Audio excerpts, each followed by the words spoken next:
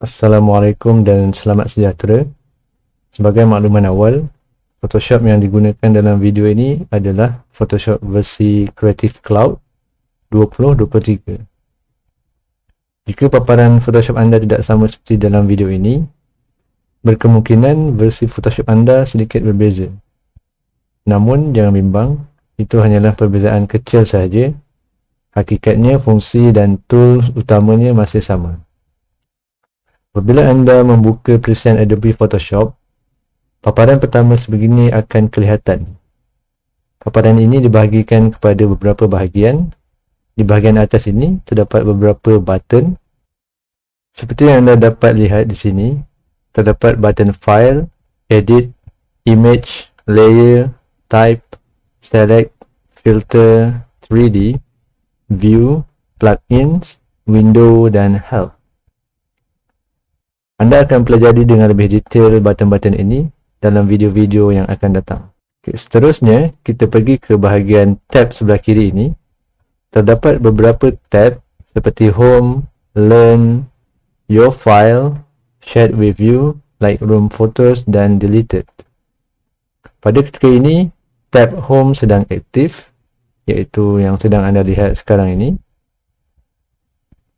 Ketika berada di tab Home, di sini kita boleh mengimport file-file dari luar Photoshop ke dalam Photoshop. Terdapat dua cara bagaimana kita ingin import file dari luar Photoshop ke dalam Photoshop.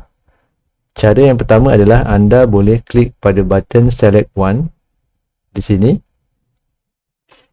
dan memilih file yang anda ingin import ke dalam Photoshop. Sebagai contoh, saya akan klik pada gambar pertama sambil menekan button control pada keyboard dan saya memilih gambar yang kedua dan menekan button open. Secara automatik, kedua-dua file yang telah saya select sebentar tadi telah diimport ke dalam Photoshop seperti ini. Cara kedua untuk kita import file ke dalam Photoshop adalah dengan drag secara direct daripada folder di mana file kita disimpan. Sebagai contoh, ini adalah folder di mana saya menyimpan kedua-dua gambar yang saya import sebentar tadi. Untuk mengimport file ini menggunakan cara yang kedua, anda hanya perlu select kepada kedua-dua file, kemudian drag ke atas Photoshop seperti ini. Dan anda akan dapati kedua-dua image tersebut juga telah diimport ke dalam Photoshop. Sebenarnya terdapat satu lagi cara bagaimana anda boleh import file-file anda ke dalam Photoshop. Caranya adalah anda pergi kepada button File, tekan Open dan memilih gambar anda atau file anda dan menekan button Open. Dan file anda akan dibuka seperti tadi. Selesai sudah tab Home, kini mari kita lihat tab Learn pula. Jika anda klik pada tab Learn, anda akan dapati terdapat beberapa tutorial yang disediakan oleh Photoshop untuk anda pelajari beberapa teknik yang terdapat di sini. Untuk pengetahuan anda, terdapat dua jenis tutorial di sini, iaitu video tutorial dan juga tutorial dalam bentuk interaktif. Tab yang ketiga pula adalah tab Your File. Tab Your File adalah tab di mana ia memamparkan ataupun menunjukkan kepada anda file-file yang anda simpan secara atas talian. Untuk pengetahuan anda, Adobe Photoshop telah menyediakan ataupun telah membangunkan teknologi cloud system. Konsepnya lebih kurang seperti Google Drive, di mana anda boleh menyimpan segala file-file anda secara atas talian dan anda boleh akses kepada file-file tersebut di mana jua anda berada menggunakan apa-apa device, selagi anda mempunyai internet. Jadi itulah fungsi tab Your File ini, di mana ia akan memaparkan file-file yang anda save secara atas talian menggunakan cloud system yang telah disediakan kepada anda. Untuk pengetahuan anda, akses kepada cloud system Adobe ini hanyalah diberikan kepada pelanggan Adobe sahaja. Jika anda tidak melanggan, anda tidak mempunyai akses kepada cloud system Adobe ini. Tab yang seterusnya adalah Shared with You. Tab ini bersangkut paut dengan tab di atas ini, di mana file-file yang dikongsi oleh rakan-rakan anda secara cloud ataupun di atas talian dapat dilihat oleh anda di tab ini. Jika seseorang mengongsikan file mereka dengan anda secara atas talian menggunakan cloud system, anda dapat melihat file tersebut di tab ini. Tab seterusnya adalah Lightroom Photos. Tab ini adalah tab di mana anda mengintegrasikan software Photoshop dengan software Adobe Lightroom. Saya tidak akan bercerita panjang tentang tab ini kerana kita tidak akan menggunakan Lightroom dalam tutorial ini ataupun tutorial yang akan datang. Tetapi untuk pengetahuan anda, tab ini adalah fungsinya bagi membolehkan anda integrasikan Photoshop anda dengan Adobe Lightroom, iaitu satu software Adobe yang lain yang lebih kurang macam Adobe Photoshop juga. Dan tab yang terakhir adalah tab Deleted. Di sini terdapat, ataupun di sini akan memaparkan file-file yang anda delete. Dan jika anda baca statement di atas ni, file-file yang anda delete secara atas talian akan di-delete secara permanent ataupun kekal selepas 30 hari. Jadi anda boleh view semula file-file yang anda telah delete di tab ini. Walau bagaimanapun, selain daripada menyimpan file-file anda secara atas talian, anda masih juga boleh menyimpan file-file anda secara konvensional, di mana anda menggunakan storage anda sendiri untuk anda save file tersebut. Okey, seterusnya kita pergi kepada tab yang bahagian kanan ini. Terdapat 4 ikon di bahagian atas dan terdapat 2 ikon di bawahnya. Ikon yang pertama berbentuk awan merupakan ikon cloud system.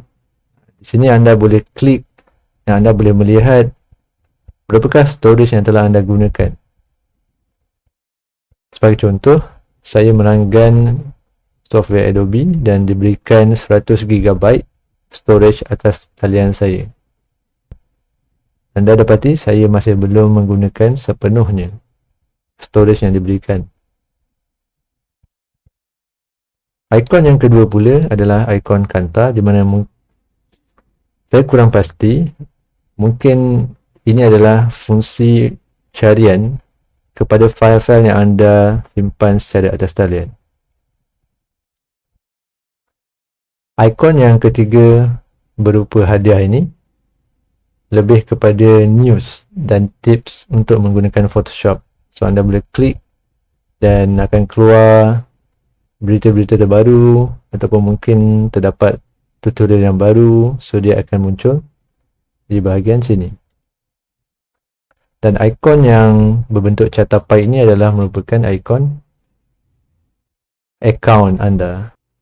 Jika anda adalah pelanggan Adobe, anda boleh akses kepada akaun anda dan menguruskan akaun anda di sini. Dan 2 ikon kecil di bawah ni adalah ikon di mana anda boleh menukar view style secara list ataupun secara gallery. Bermaksud jika anda ada beberapa file yang anda view di kawasan sini, anda boleh sahaja view secara list ataupun secara thumbnail untuk lebih jelas. Seperti yang saya katakan tadi, anda boleh mempelajari Photoshop menggunakan tab Learn. Saya ingin kongsikan kepada anda 2 cara bagaimana anda boleh mempelajari Photoshop menggunakan tutorial yang disediakan oleh Photoshop sendiri. Terdapat 2 cara ataupun 2 kaedah yang digunakan oleh Photoshop untuk mengajar penggunanya. Satu cara adalah menggunakan interaktif dan satu lagi adalah menggunakan video. Okay, mari kita lihat satu contoh tutorial yang disediakan oleh Photoshop dalam bentuk video. Sebagai contoh, anda boleh cari tutorial di sini.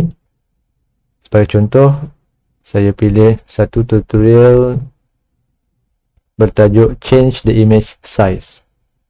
So, tutorial ini adalah tutorial berbentuk video selama 17 minit. Dia akan menunjukkan cara bagaimana kita hendak resize image, crop dan straighten di dalam Photoshop. So, klik pada video ni dan satu panel akan muncul dan anda pergi ke bawah dan tekan play. Let's talk about how to change the size of an image in Photoshop. Dan anda boleh I suggest that besarkan. you start with this image from the downloadable practice files for this tutorial. I'd like to set the size of this image so that it's a good fit for posting to a particular website, where I happen to know that the ideal image size is 900 pixels wide. Before we resize this image, let's So, check anda how boleh big it lihat is to start. In most cases, video we ini want to sehingga start with an akhir. image that's bigger than size. That opens the image size dialog box to the height, so that when we resize the image, the original proportion of width to height from inches to pixels, and the other menu changes, which we're going to cover in a save over the original 18. Dan setelah anda selesai, jika anda ingin pangkah video ini atau jika anda ingin tutup video ini, anda boleh tekan button X di atas ini. Saya akan tunjukkan cara yang kedua, iaitu mempelajari Photoshop menggunakan kaedah interaktif. Anda boleh pergi kepada home dan anda scroll di bahagian atas dan anda boleh lihat di bahagian atas ini terdapat satu tutorial, hands-on tutorial. Terdapat juga jenis tutorial yang menggunakan kaedah interaktif. Anda klik di sini dan anda boleh start tutorial. Menggunakan kaedah ini, anda boleh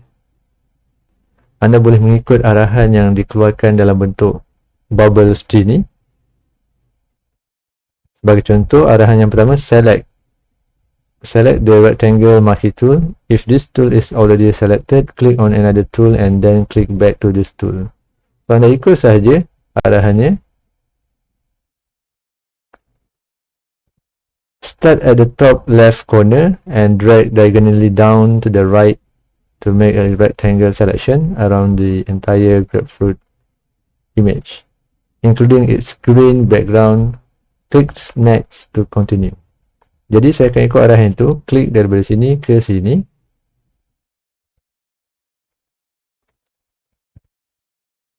Anda lihat ada satu garis putus-putus membuat selection di bahagian gambar orange ini, background orange ini. Setelah selesai, anda boleh tekan next. Ataupun satu bubble baru akan muncul di bahagian kanan baru untuk memberikan anda arahan yang seterusnya. Click the create new adjustment layer icon and choose hue and saturation. This will create a hue and saturation adjustment layer that you will use to edit the selected part of the image. Click next to continue. So, saya akan klik pada sini seperti yang diarahkan, and then saya akan tekan button hue and saturation. Dan akan keluar satu adjustment di bahagian atas ini berkenaan dengan hue and saturation yang akan dibuat kepada selection yang saya baru buat sebentar tadi. Jika saya tarik slider ni, anda akan dapati perubahan color berlaku pada bahagian yang saya select sebentar tadi sahaja tanpa mengganggu image yang lain. Dan saya boleh adjust lightness, saturation seperti ini. Setelah selesai, tekan next. Satu notification ataupun satu bubble baru akan keluar. Notice the new hue saturation adjustment layer, and adjustment layer lets you edit non-destructively without directly changing the image. This adjustment layer will affect only the selected area. Click next to continue. Dan dia akan terangkan apakah fungsi slider ni dan sebagainya. Anda hanya baca dan tekan next. Next. Dan begitulah seterusnya. Anda hanya mengikut arahan bubble ini untuk anda pelajari cara membuat selection di dalam Photoshop. Jika anda suka video ini, mohon tekan like dan subscribe. Sekian, terima kasih.